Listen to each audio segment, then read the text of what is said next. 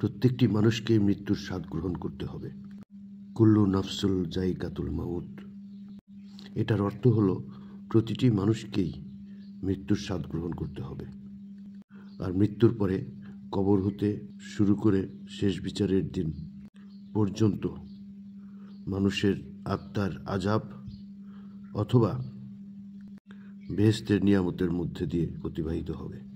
আমরা সকলেই আশা করি আমরা বেহেশতবাসী হব, আমরা জান্নাতবাসী হব। তাই কোরআনে একটি দোয়া রয়েছে, যে দোয়া পাঠ করলে সমুদ্রের ফেনা পরিমাণ যদি গুনাহ থাকে তাও মাফ হয়ে যাবে। আল্লাহ তাআলা জীবনের সমস্ত গুনাহ মাফ করে দেবেন। সেই দোয়াটি আমাদের সকলকেই নিয়মিত পাঠ করতে হবে। আসুন আমরা দেখি বিস্তারিত ডেস্ক রিপোর্টে।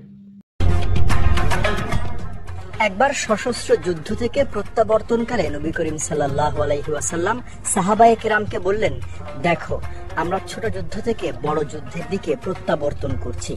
রাসূলুল্লাহ সাল্লাল্লাহু আলাইহি ওয়াসাল্লাম ছোট যুদ্ধ বলতে বুঝিয়েছেন তলোয়ার, বল্লম, তীর অর্থাৎ সশস্ত্র যুদ্ধকে, যে যুদ্ধে মারামারি ও খুনোখুনি হয়। আর বড় যুদ্ধ বা জিহাদুল আকবর, যা তিনি নফসের বিরুদ্ধে যুদ্ধ করাকে বুঝিয়েছেন।